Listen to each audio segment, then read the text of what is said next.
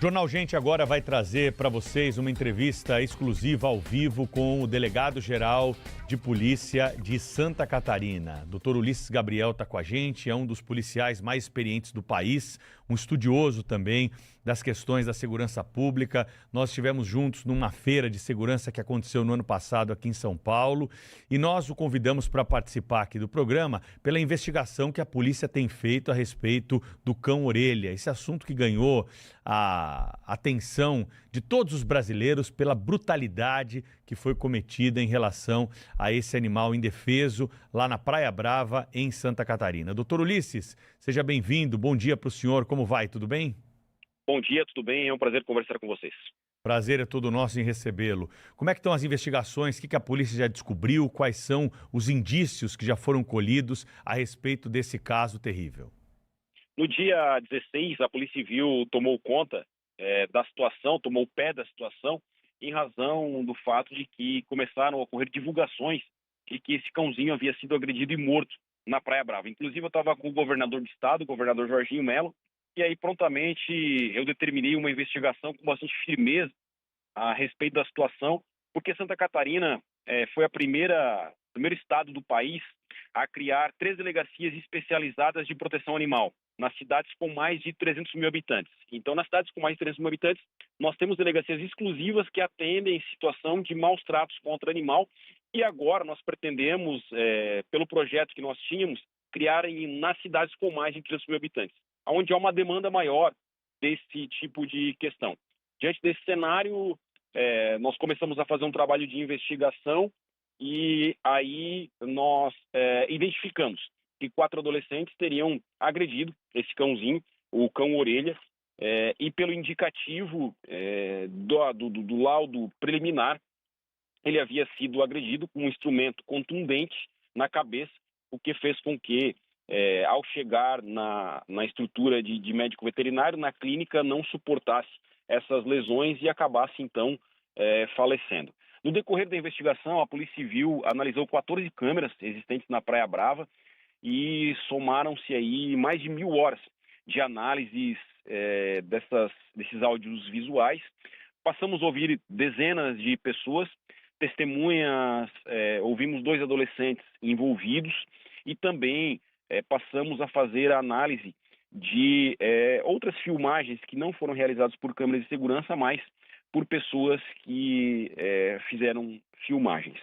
Depois disso, nós representamos por busca e apreensão, tanto na vara da infância e da juventude, com relação aos adolescentes infratores. Então, a nossa delegacia, que atende adolescente em conflito com a lei, representou por mandados de busca na residência de 2 menores que estavam no Brasil, e a Delegacia de Proteção Animal representou por busca e apreensão na residência de um tio desses suspeitos, porque além da prática dessa situação envolvendo os maus tratos contra o cachorro-orelha, nós identificamos uma situação de coação no curso do processo, praticado por 2 pais e também por um tio desses adolescentes. As filmagens que nós identificamos de um condomínio que fica ao lado do condomínio onde moram esses adolescentes, indicam que o tio e pais desses adolescentes se aproximaram do vigilante, do guarda, do condomínio do lado, que havia identificado essas agressões praticadas contra o cão-orelha e haviam constrangido e ameaçado esse vigilante. O vigilante, então, acabou nos reportando a situação, nós conseguimos as câmeras, pelas imagens há um indicativo de que o tio estaria na posse de uma arma de fogo embaixo da camiseta, e aí então nós representamos pela busca e apreensão, fomos na casa desse tio e na casa de 2 adolescentes. Apreendemos os equipamentos de tecnologia, celulares e computadores dos adolescentes para a realização de perícia. Não encontramos essa arma de fogo na casa do tio, essa suposta arma de fogo. Encontramos uma pequena quantidade de droga e esse indivíduo então acabou sendo autuado aí pela posse de entorpecentes. Além disso, nós na segunda-feira, após o cumprimento dessas buscas na questão envolvendo 2 adolescentes que estão no Brasil e a situação envolvendo as buscas na casa do tio, nós indiciamos um tio e 2 pais pela prática do crime de coação no curso do processo, porque teriam constrangido e ameaçado esse vigilante do prédio do lado, que teria então visto a agressão. Depois de ver a agressão, ele teria fotografado esses adolescentes para que eles fossem identificados, porque ele não conhecia os adolescentes, viu a agressão, então fez uma foto desses adolescentes e compartilhou num grupo de vigilantes. A partir desse compartilhamento, então, os pais e esse tio acabaram constrangendo esse guarda que reportou isso a nós, e nós fizemos um indiciamento e estamos dando todas as garantias de segurança para esse guarda. Com relação à investigação dos adolescentes infratores, nós evoluímos ao indicativo da participação de 4 adolescentes, diante de todo esse cenário, todas as provas que foram colhidas. Nós estamos aguardando a chegada de 2 adolescentes que estão nos Estados Unidos em razão de uma viagem pré-agendada há um ano atrás, em razão da formatura de 9º ano desses adolescentes.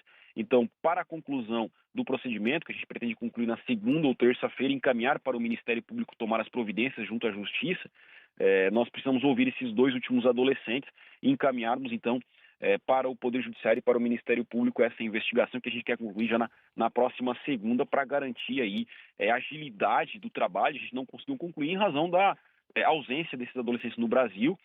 Pessoas ficam perguntando sobre algumas questões de direito internacional. Não é caso de extradição, porque não há um processo formalizado ainda no Brasil, não há um indicativo de que eles vão permanecer nos Estados Unidos, não é caso de extradição, porque eles não entraram ilegalmente, nem de expulsão, porque não praticaram nenhum ato nos Estados Unidos e já estão com passagens compradas de volta. Então a gente aguarda o retorno desses adolescentes para fazer a inquirição deles, a tomada de depoimento pela delegacia de adolescente em conflito com a lei, para que nós possamos então concluir o procedimento e encaminhar para o Poder Judiciário. Doutor Ulisses, muito bom dia, bem-vindo aqui ao nosso programa. A gente está habituado aqui no nosso país a assistir uma situação em que, até por força da legislação, adolescentes em conflito com a lei, né, que são criminosos mesmo, mas a gente tem que usar essa expressão, né, em conflito com a lei, eles, em geral, escapam disso, né? A lei, o Estado brasileiro sempre passa a mão na cabeça de menores, entre aspas, né? Que são todos homens feitos, né? Que sabem exatamente o mal que causam e ainda assim não são punidos pelo que cometem. Eu gostaria de saber do senhor 2 coisas. Queria que o senhor comentasse a decisão do juiz tentando impor censura às redes sociais de pessoas que se manifestaram indignadas com tudo isso, e também as penas a que estão sujeitos os envolvidos. Na suposição de que serão considerados culpados, o que é que se pode esperar de uma punição efetiva em relação a esse crime? Bom, com relação à decisão judicial, a gente tem uma praxe, né, que a gente vai ter que cumprir, e cumpre essa decisão judicial, em especial porque é uma situação em que, como propriamente tu disse, o Estatuto da Criança e do Adolescente ele é muito protetivo, ele passa muito a mão na cabeça do adolescente e fala em proteção integral, um dos princípios do Estatuto criado nos anos 90, com base na Constituição de 88, tem aí, então, um princípio de proteção integral desses jovens. E isso acaba replicando em decisões judiciais. Eu sempre digo que o Estatuto da Criança e do Adolescente foi feito na década de 90, estudado na década de 80, num país que tinha uma realidade totalmente distinta da que tem hoje.